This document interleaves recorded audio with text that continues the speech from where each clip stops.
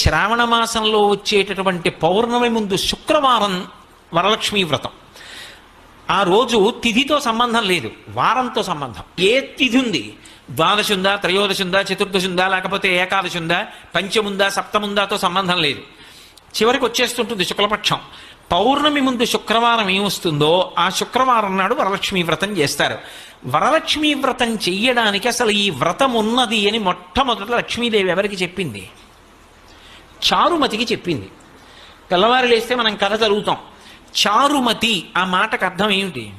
నిజానికి అద్భుతమైనటువంటి పేరు, ఆడపిల్లలకి పెట్టడానికి పరమయోగ్యమైనటువంటి పేరు చారుమతి. ఎంత చక్కటి పేరు!